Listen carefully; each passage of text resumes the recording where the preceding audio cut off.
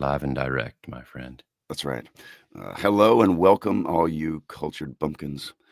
It is allergy season. It is pollen season, and I live in a pine thicket in Mississippi. So, please excuse the untoward the raspiness, but I feel fine. If that's any solace, probably isn't.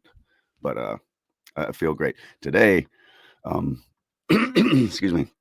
We are joined by someone whom I'm a big fan of from TikTok, and he's just more fun than a barrel of half-witted monkeys. He's a great guy, Matt Conaghan. Did I say your name right? That's right. Thanks, Jake. I Man, yeah, appreciate that. yeah. So Matty Conaghan. Friends call me Matty. Foes call me Matt. So and we'll see. We'll see. yeah, and Conajam on TikTok, Instagram. Are you active anywhere else? YouTube I'm or big anything? on MySpace. No, Okay, I'm big on YouTube. YouTube, I just kind of started recently, and then I'm okay, also doing. Yeah, it's mainly Instagram and TikTok. That's where I started, okay. and yeah, did it in secret for a while, and then got the gumption to make it public. But yeah, here Nice, we are. nice. Good deal. Well, Yeah. yeah. Tell us about yourself if you didn't mind, as much as you're willing to divulge. Okay. Well, my social security number is five. No, we're gonna Mm, go. so- Yeah, I'm from. Yeah, you're typing it. Grab a pen real quick.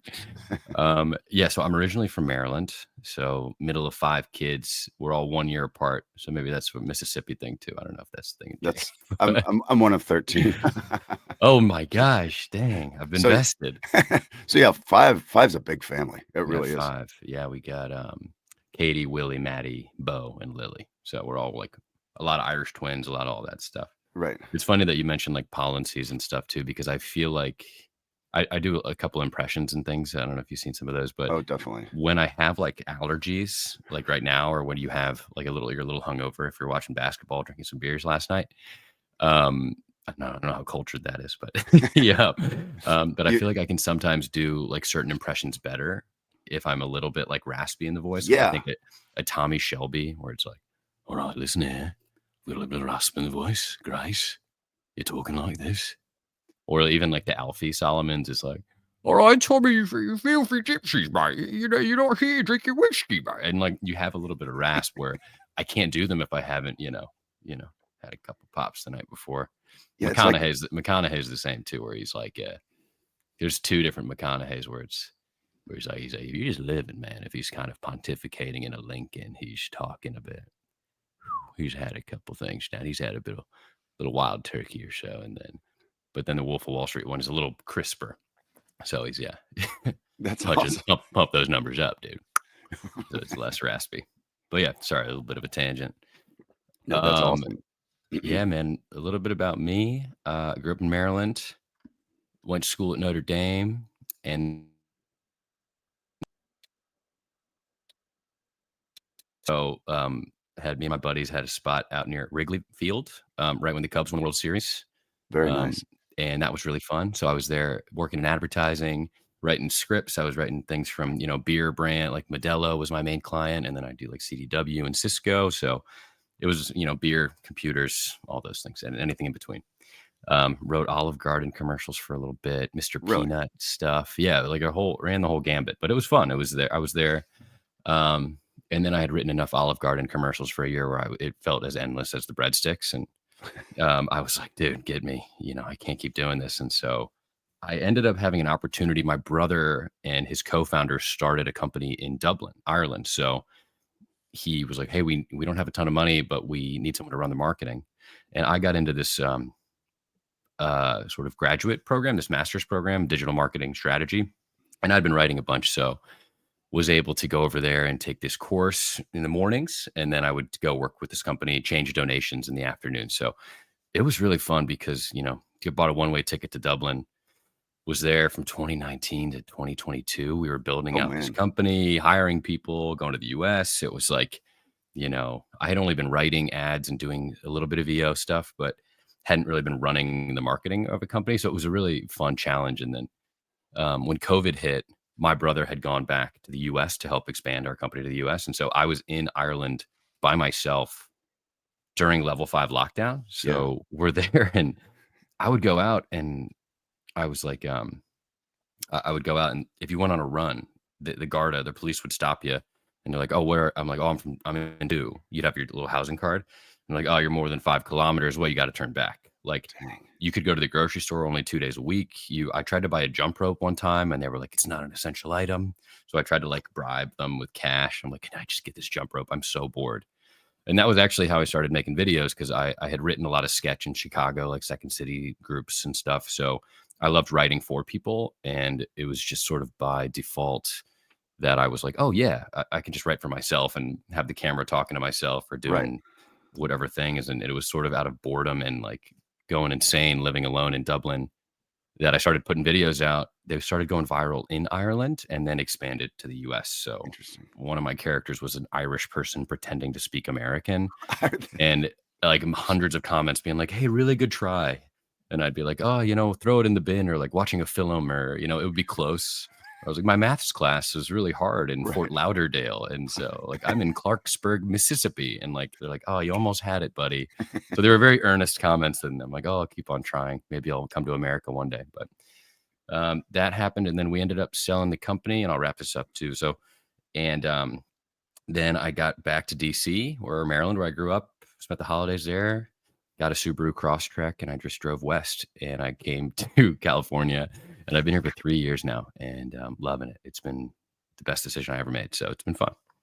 That's fantastic, man. Thanks, man. The, yeah, I think um, Irish tourist was probably the first thing that I saw, and I No was like, way. "Oh, that's so funny." Like, Yeah, dude. it's like you said, all these little how they'll say, like, miles away instead of miles away. Like, I don't know, just weird Yeah. little things, but these little, um, you Well, could they just tell speak the way they, like, extend the A like, hard, like, far off into the sunset, you're like, "Oh, yeah, hi," I'm in high school primary school, and then you're trying to do these little things, and I like those sort of idiosyncrasies where you're like, "Oh, we say it this way or that way," and I'll kinda jot it down every time, or, like, Budweiser, like, I'll have a case of Budweiser at pre-drinks, and you're like, "Okay." Yeah. Or, "What kinda cop are you, man?" It's like, it's how it is. I just a minute ago, I think my latency lagged when right as you said I went to college. You said you went to Notre Dame. Did I hear that right? Yeah, I went to Notre Dame. Okay, okay. Big Fighting Irish football fan, so Man, I so don't know if y'all you're like a Ole I don't Miss or a Mississippi State fan or I'm a Mississippi State fan, and that's a tough life, but I do like ring the bells. exactly. Those are obnoxious. They really are. So I are got Notre Dame fans, so I get you. I got hit by a ringer. It came out of someone's, Oh, like, damn. ring from the, like, upper deck, and it hit me in the back, made a big bruise last year. Shoot. Um, yeah, they're dangerous. Yeah. But yeah, I'm a big football fan, so congrats. Oh, That very was a nice. great game. I'm kind of a Bama hater in a lot of ways, Yeah. and it's Man, not really, but it's like I like to see a new face kind of be competitive because the last yeah, 2 times Bama played, the last 2 times, Notre Dame was in it, it just wasn't a good game. So this was good to see them sort of it was nice. go I through was the at that series. I was at that Notre Dame Indiana game, Mm. sitting in the stands and with a lot of my college buddies, and I was also at the Notre Dame Alabama game in 2012. Sorry for losing some listeners here, but the Alabama fans, they were beat us 50 something to nothing. We were getting absolutely smoked, and the fans were like, "Our boys are just too big. They just growing big down here. Sorry about." They were like so nice, and I was like, "Oh man, I hate how nice you are." It's just like, why are you so kind about this victory? It almost made it worse for me, but it was fun. It was a good That's time. really cool. So, you've definitely done a lot of writing for other people and for Yeah. yourself. What, was something that sort of triggered that interest? How'd you get into writing?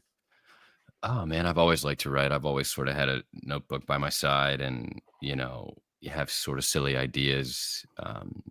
A lot of the videos that I do, like I'll do these sort of Craigslist roommates or fun facts or like bad first date stuff, and it's a lot of just sort of notes I jot down in the middle of the night. Like I don't really sleep very well on Monday nights, and so I just kind of plan to write things down until Okay. like 3 in the morning or so, and then I fall asleep. But it's like it's sort of nice to know that I have that time to think of things, or like, oh, this could be good in this instance, or like I'm working on a pilot or a different movie and I'm like, this would be good for this character. So it's sort of like little buckets within either my notebooks or notes app. And but before that, man, I always loved to read as a kid and write as a kid. And I had not a lot of people could read in the car. And with our big family, I'm sure as you know, it's a lot of Right, big car road trips. right, right.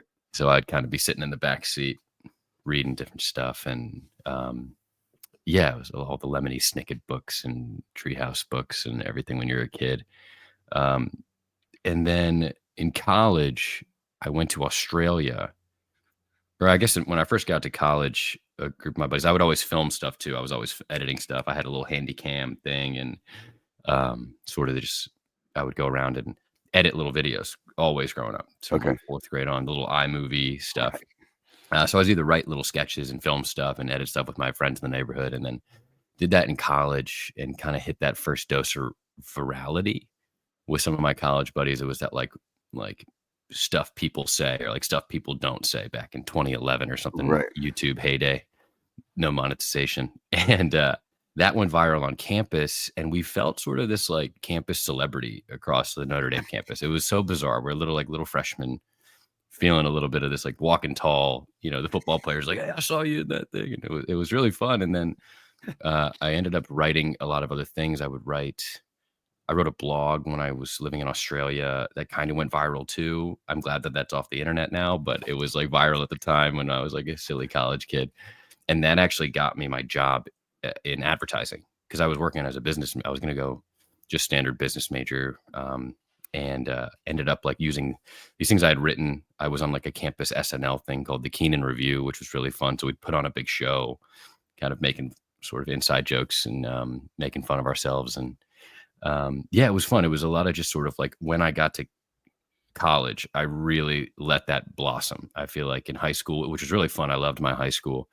It was definitely more like focused on sports and academics and things like that. And then when I got to college, I sort of had this ability to let these more silly, fun writing things come out, whether it was silly, earnest, or fun. But yeah, that's sort of how it's been.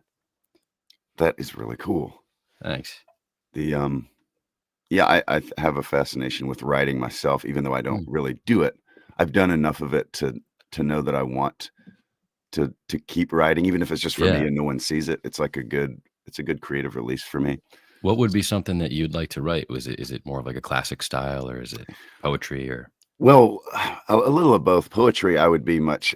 And maybe you're like this, but the more you pour your heart into it, the less you are ready for it to get cut to ribbons out yeah, in the public. You know what I mean? Because that I'm not successful enough to do that. Whereas, let's say if I do a voiceover and someone, oh, I didn't like it, or I didn't like that character you did, it doesn't yeah, really bother me because you're yeah, well, successful in it. the producer thought he paid me pretty well for it, so that's all I care about. So it doesn't Yeah, really bother me, but, yeah, poetry, but then I have, 2 of my boys they're young, and they really like birds. nice. So I've been kinda working on a sort of Winnie the Pooh style set. Winnie the Pooh, Wind in the Willows set in the South with Southern topographical features and animals kind of a thing. Oh, that's so Um, great. That's yeah, a little ornithology, budding exactly. ornithologists. These are you thinking like a children's book or a young adult book or Like, early reader kind of a thing, but also okay, where nice. it makes them wanna continue, like, maybe not even illustrated, maybe a little pencil drawing in the first chapter, Yeah.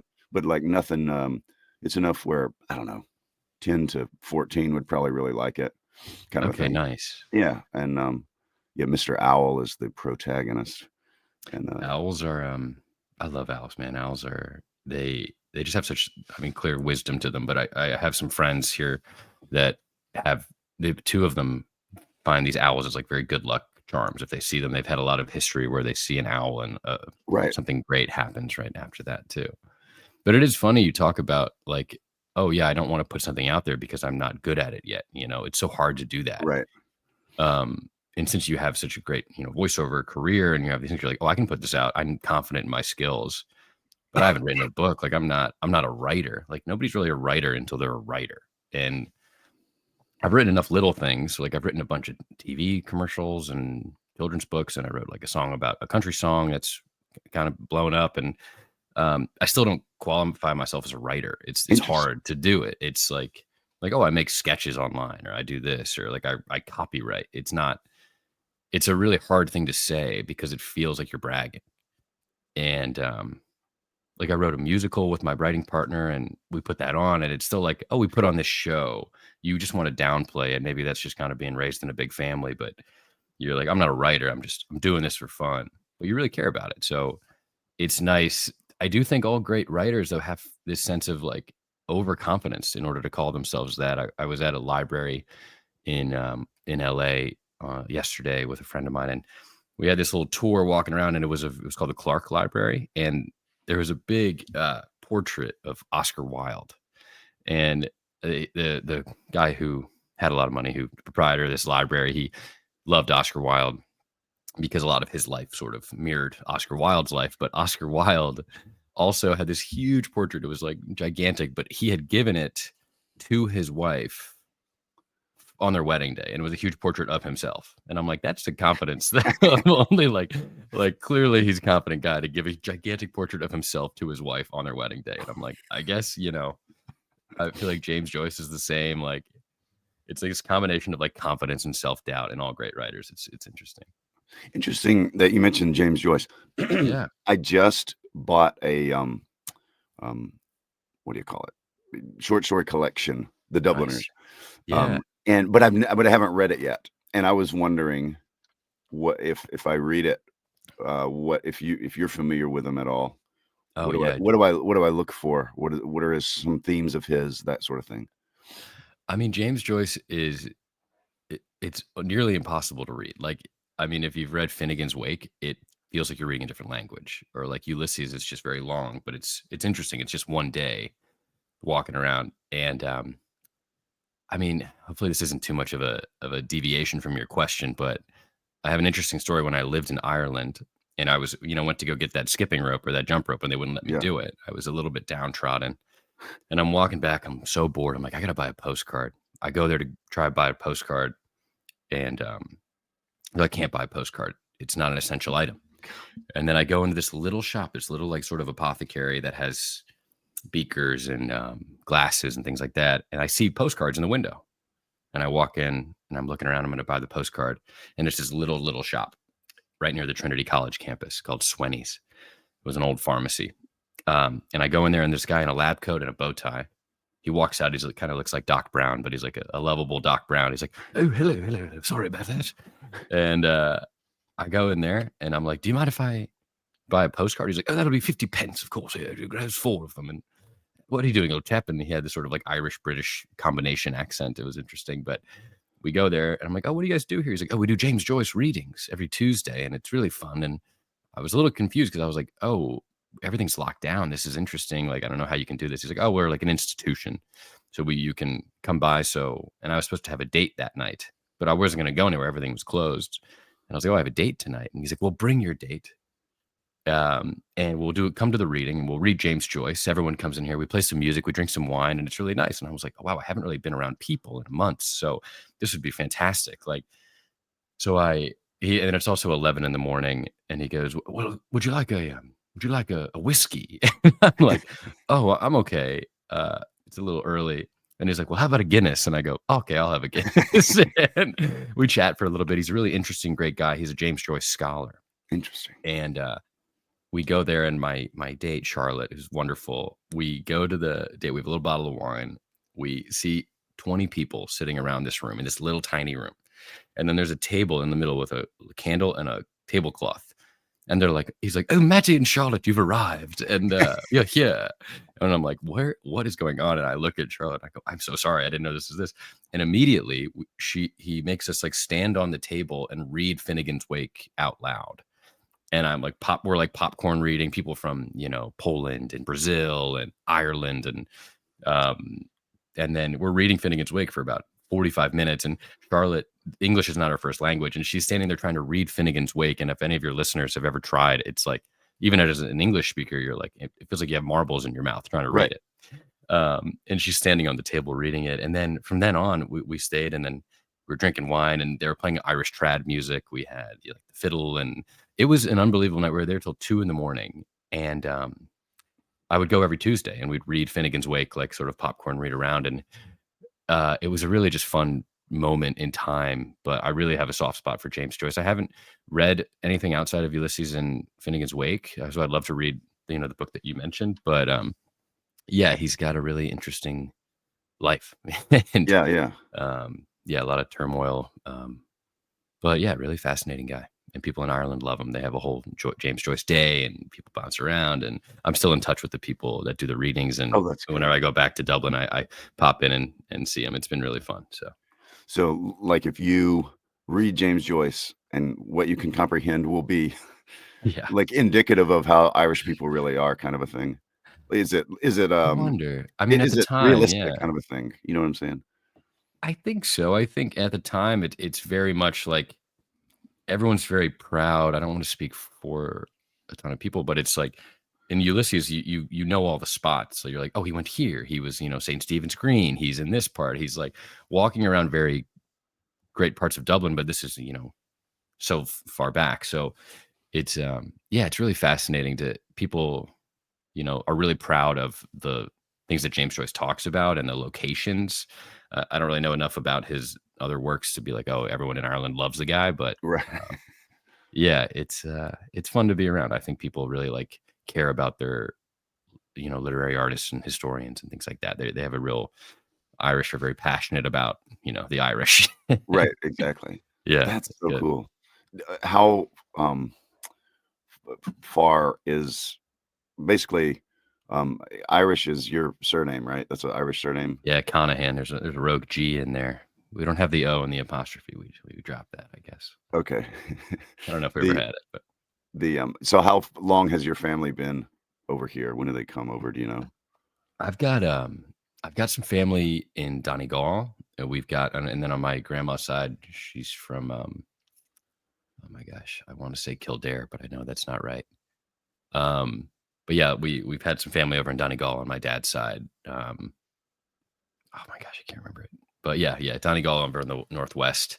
And we actually went on a little surf trip there when I was living over that way. Ran into some Conahans at a campsite. Interesting. There was like a group of kids. They had a little backhoe plow, and they were bringing a keg onto this campsite. It was like, and they had a keg in this little backhoe. They're little farmer kids, and they were going through the campsite. And we were like, "What's going on there?" We popped by. They're like, "What's your name?" I'm like, "Oh, I'm Matty Conaghan." They're like, "Oh, do you know Kevin Conaghan? He's right here. Kevin, get your arse out here." And I'm like, "Yeah, I guess we're related." That's Um, great. it was wild. Yeah, it was a fun time. A lot of different, adventures out that way. Yeah, that's really cool. So, you've written a children's book. I Is it have. you mentioned multiple ones. Have you written more than one? I have written just this one. I Okay, wrote okay. it kind of with my brothers, Bo and Willie. And yeah, it was fun because my little brother Bo initially had the idea for this character, Roland the traveling tumbleweed. Okay. And then when I was living in Dublin with my brother Willie, we sort of like would I had written it and then we edited it down together and then the illustrator, his name is Matt Maniscalco, and he really has these beautiful sort of like I love his illustration Oh, wow. style. It's Yeah. yeah, it's really really fun. So the illustrator I had worked with, and we had done very sterile B2B work where it was like, here's a newsletter for a tech company about a conference. And then he would do these illustrations on the side. I'm like, Matt, you really got to get these illustrations out there in the world. They're so incredible. And so it was nice during COVID to have that opportunity to like reconnect with him and make such a fun piece of work that has been selling a lot and kids really seem to like it. And I'm getting a lot of great feedback where it's like, hey, my niece like reads this every night. So it's been really fun. And my little nephews, they all seem to like it unless they're lying. They're a little biased. My 2-year-old nephew's a little biased, but he seems to like it. That's great. Yeah, it's been fun. So what's it about? It's about a tumbleweed named Roland, and he's on his same little road. He's there. He's rolling up and down the same dusty trail, and he finally gets the gumption to just explore this beautiful world. So he gets his bindle. He sets sail. He crosses the Grand Canyon, and then he just kind of like bounces around. He goes around the country, making friends, having adventures, and by the end, he realizes it's really not it's less about where you go, but it's about who you share the adventures with, and it's really the ones you call home. So he ends up coming home and going back to his family, excited to take them, to the places he's seen and have those adventures with them. So it's really about like getting out of your comfort zone, but also remembering the people you love and the people you want to be with or sort of who you want to share your life with. And Yeah. that doesn't have to be a single place. It can be anywhere, but really the people you call home rather than the places you call home. That is really cool. Well, Thanks. I will, if you're listening, I'm gonna put the link in the show notes so you can go get it. I think if you, what would be the reading age you think for this? Oh man, I mean, I think it goes from like 1 to 8, Okay. maybe 1 to 10. I mean, I've read to different classrooms. Like I've had some friends reach out and I've read it to, second grade classrooms. I've read it to like the little 2-year-olds have read through it and um yeah, it's very tactile and colorful. So I think yeah, I would say 1 in 10. But I think people maybe over 10 they'd find it a little juvenile, but I think the message is still clear, so hopefully they like it. That's awesome. That is so cool, man. Thanks. Thanks, man. Yeah, I'm trying to find some ways to get it in like scholastic book fairs or things like that. We've got it in like little local stores and Barnes and Noble and Amazon and stuff. And yeah, just trying to see how else I can get it out there. But it's been fun. Good deal. Well, if you're listening, I encourage you to go check it out because it's a great author, great illustrator. Yeah. Yeah, Thank you, there's a Matt. yeah, great storytelling. Yeah, you gotta check it out. Oh, Um, thanks, Jake. yeah, what do you think as far as into the future? What would you like to continue to accomplish or accomplish that you haven't yet? Like where you going with your career, if that's not too probing of a question? No, man, it's something I think about a lot. I think I've been working at this tech job as a writer and content designer for about 3 years, sort of getting my footing in LA and meeting people. And now I've sort of made that transition into doing full time, either like freelance writing or trying to write in LA. I think, it's an interesting, fickle town. And the dream is to make what you love. The dream is to you say, oh, I really want to make this. I think this is a fun idea. I want to bring it to life in any way I can. Um, and to be able to make a living doing that, I feel like, you got to pay the rent out here. And I've done some funny, like oddball freelance stuff, but I'd love to be able to work on things and, whether it's selling a show or a movie or more books, music, uh, any way to do that, just to a larger and larger scale is really the hope. I wish I knew how. I wish I knew Yeah. like it's the proper channels, but yeah, that's sort of what I'm doing. I'm trying to meet with the right people, send all my work out to the right people, get it out in the universe. And as I wait for people, like for things to be made in that capacity, I'm also putting on other shows. Like one of my writing partners and I we had put on a musical about 2.5 years ago.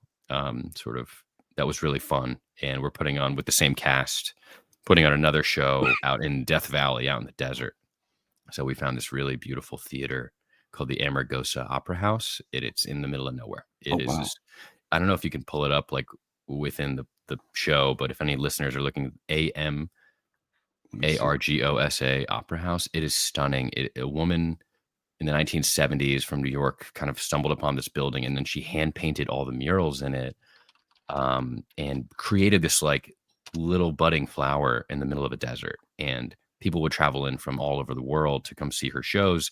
They were very vaudeville shows, and she really just like it was a labor of love. Um, and this then she passed away in 2017, and so we are booked the theater for the fall, and we're writing this Death Valley variety hour featuring the desert players. It's very like comedy driven, but then all the acts are very classic, whether it's like sort of tap or vaudeville or things like that. Yeah. Oh, look at this. Let's see if Let's we can bring see. it up. I don't normally do this, so I'm seeing. I know I can do it with a picture, but I don't know. I'm gonna try to. Yeah, I just maybe. googled it, and yes, it's gorgeous. Yeah, and all of the murals inside are hand painted, but now since they haven't really been putting on shows, so it's fun to like be selling these more Well, commercial projects, but also have this sort of like labor of love coming up in the distance. So dang it. no, it's all good.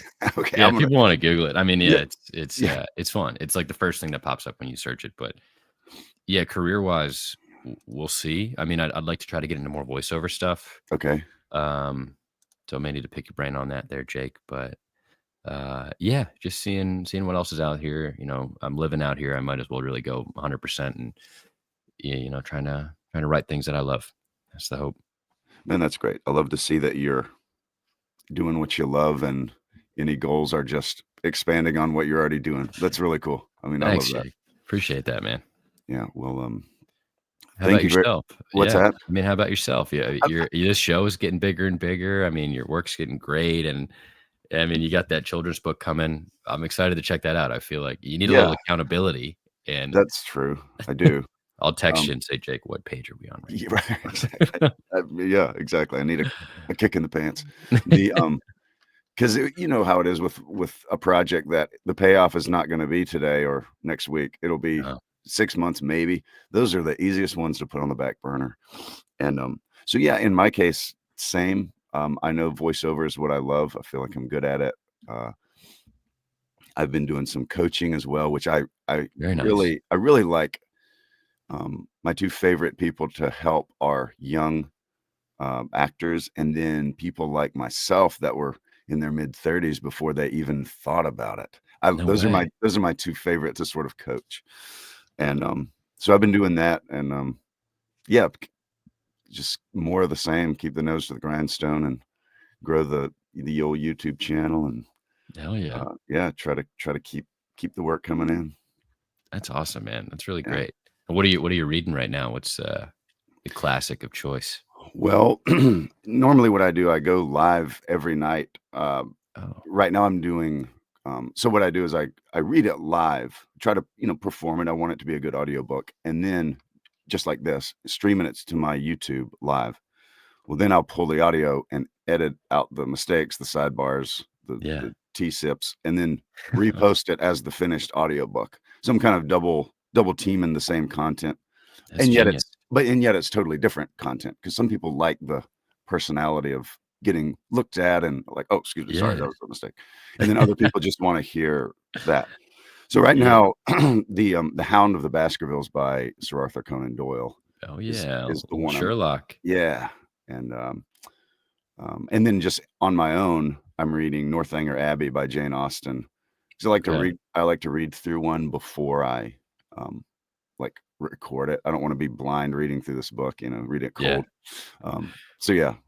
Are there ever times where you just feel like I gotta go full, Cosmo magazine, or you gotta go like I gotta go, a biography, or you gotta go something like totally different than a classic? I mean, the reason why I like classics is they're classic because the writing is so good. Mhm. So, the only thing I can do is mess it up. You know Ah. what I mean? It's Yeah. I'm not gonna add to the greatness of Jane Austen. I could mess it up. I could make it boring. But if I just sort of, uh, bat the balls that she's pitching me with some of these characters, then I Yeah. think it'll be how and I do them in Southern too. So like, Ooh. the Jane Austen characters are like rednecks from a trailer park, like, Lady Kathy D of Rosen's Trailer Park. But I read it as an audiobook, but when I do on, like, social media, I'll have a funny name or something, but it's just, um anyway, I That's just fun. sorta stick to the brilliant writing, which I really No. can't add to. I mean, that's great, man. It also makes the classics a little more approachable. I feel like Yeah, it that's makes it exactly right. it adds that I mean, even, like, the little mistakes, like, that adds the authenticity that I think people crave. I think, especially with all these new AI Yeah. voiceover stuff and video stuff, and you can just see it, and I think people more and more so are craving, like, a that sort of have you heard of this thing wabi-sabi, where it's sort Mm, of the art of the imperfection? It's this Japanese custom where they'll make a piece of pottery and add a little thumbprint in there because I okay. think it's the imperfections that make something so perfect. If something is perfect, it feels like a fake. Right, So yeah, I feel like when you're reading these stories and you're adding these sort of things that a robot couldn't do, it's something that people really want to hear. It just feels more comforting and less like right. you're being tricked. But yeah, that's really cool. I can't wait to check out more of this stuff. And yeah, it's great. Yeah. Well, Well, this is what I'm reading right here. I got this George Orwell collection, which is pretty oh, very funny. nice. Yeah, so it cracks me up. I started reading it because this comedian named Caleb Heron mentioned it, and, it's wild because it's just George Orwell kind of roasting other people. Like, he Nice. roasts Dickens, he roasts, Rudyard Kipling, and I love Rudyard Kipling's poetry. Yeah, Like, my dad would make us memorize "If" and, like, recite it at the dinner table, right, and, it was, but then he also, like, will roast Gandhi. Like, he just goes through this book, and he's like, "Kipling's a jingoist imperialist." He's like, Dickens is a has-been, and I'm like, "Damn, George, let it out." It's kind of funny. Um, and then That's he roasts other people that I have never heard of before, and I'm like, "Who is this guy? Why am I reading about this?" And, but it's fun. is that like an essay form, or is that a Yeah, like or it's a short stories? collection What? of it's called George Orwell's Collection of Essays. Interesting. Okay. And then I'm also reading my girlfriend, worked in hospitality, so I just read this book called Setting the Table by Danny Meyer, which is really interesting. So, Hmm. um, yeah, it's cool. I try to mix things up, like where and then I don't know if you know Ron Chernow, the Yes, autobiography. yes. Yeah. I've been trying to read the Ulysses S. Grant book by Ron Chernow for about 3 years now. I use it mainly as a door stopper or a paperweight, but it is really fascinating because you'll find out things where you're like, Ulysses S. Grant didn't he never cursed. He would be on the battlefield and he'd be like, "Thunder and lightning," like, he would never curse, and he had such a he, like, was living in squalor after his presidency, but then you'll, like, read 2 pages and just fall right asleep, and you're like, "Have this heavy book." Right. It's like, it's no offense to Chernow if he's listening, but it's great. It's just, like, it's Yeah. hard to get through. Yeah, yeah, yeah. Yeah, I've never read that one. My go-to for, biographies are, David McCullough. That's who I like. Yeah. I like his writing style. I don't know, I really like it. Did he do the Washington, biography, McCullough? What did he do? No, he did John Adams. Yeah, He did that's a big old tome too. right, he did, I think, who was the president in the '40s? Democrat. Barack Obama, no. Yeah, right after, Harry Truman. Harry Yeah. Truman, Oh, his life is fascinating. right, so he's done several like that, and then he'll do a whole like the Brooklyn Bridge, there was a whole book about the building of Mm, that, and then the Panama Canal, which is, cool. that kinda thing. Oh, But wow. yeah, That's fun. yeah. So, that's great. I really appreciate you coming on, letting us, hear about your, the Renaissance man that you are a little bit, but seriously, if you're Thank listening, you, Jake. go check the guy out. He is hilarious. Thanks, man. He's really restrained himself, and we've seen his professional side here. Shoot, man, I should have brought some jokes. No, but I mean, it has to be. You gotta Ah, if you're man. talking literature, you gotta be professional a little bit, so, Shoot, I got more um, fart noises, maybe just there you go. there. It's mainly that, listeners. It's mainly just, Foley effects. Bodily functions, Yeah, yeah. but you know what? It's funny, before I, let Yeah, you go, sorry. I had 2 orders come in on the same day just from people, and one was for a handcrafted, piano based out of Italy called Whoa. Fazioli. So it's like a really nice, they're $300,000 pianos because everything's handmade. And then the same day was this toy store in, Britain called Smythe's Toy Store, Yeah. that had a dinosaur that, burps and farts. And so I did this. It was beautifully written, and Yeah. the end product was gorgeous, sort of a narration, reflective, and it was deep and all this, and then right after that, "Okay, all right, let me send that to him," and then I went right into, burp and farting and, that kinda thing, So so funny. it's I mean, you're a man of many talents. you gotta you gotta be able to do both, you know what I Yeah, mean? So, you that's so fun. Wow. And so then that's interesting that they'll reach out and be like, "Hey, we have this, like, product here yeah. that's a very refined product, and then we have this farting dinosaur, and It we it need" it it wasn't from the same person, that's No, the I thing. oh, yeah, But okay. so they probably would have had a pretty big laugh if they knew what else I was doing that day. That's Uh, funny.